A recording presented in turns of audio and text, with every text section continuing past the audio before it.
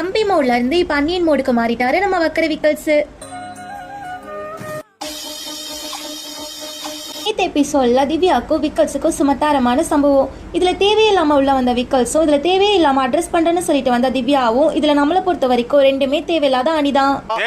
தேவையில்லாத எப்படி தெரிஞ்சுக்கிறது? நீ புடுங்குறது பூராமே தேவையில்லாதான். போய் புடுங்கு போ. என்னம்மா திவ்யாவும் கதையில மட்டும் கரெக்டா இருக்கியேமா, உன்னை பத்தி சொன்னா மட்டும் நீ அட்ரஸ் பண்ற, ஆனா மத்தவங்க சொல்றத காதலியே வாங்கிக்காம போறியேமா, என்னம்மா கதை இது? இவ்வளோ கத்திரியப்பா அப்படின்னு சொல்லிட்டாங்க திவ்யா. உங்க ஒய்ஃப் சொல்லி தான் கத்திரிங்களா தானே கேட்டுட்டாங்க. நீங்க கூட தான் திவ்யா உங்க அண்ணா சொல்லியும் இன்னும் திருந்தலன்னு சொன்னீங்க. ஸோ பழிக்கு பழி வாங்கிட்டாங்க நம்ம திவ்யா. ஆனா ஒன்னு சொன்ன மாதிரியே சும்மா பாயிண்ட பிடிச்சி செஞ்சுட்டியப்பா விக்கல்ஸ். திவ்யா எல்லாரையும் ட்ரிகர் பண்ணி கேம் பிளே பண்றாங்க. விக்கல்ஸும் எமோஷனல் பிளே பண்றாரு. இதுல ரெண்டு பேருமே ஒருத்தருக்கு ஒருத்தர் சளைச்சதில்ல. சபாஷ், சரியான போட்டி. இதுல ட்விஸ்ட் என்னன்னா விக்கல்ஸோட கேரக்டரை வெளியே சொன்ன நம்ம எஃப்ஜேவை ஷோல இருந்து தூக்கிட்டாங்க. இப்போ திவ்யா மாட்டிக்கிட்டாங்கன்னு நினைக்கிறேன். பாப்போம் என்னதான் நடக்குதுன்னு.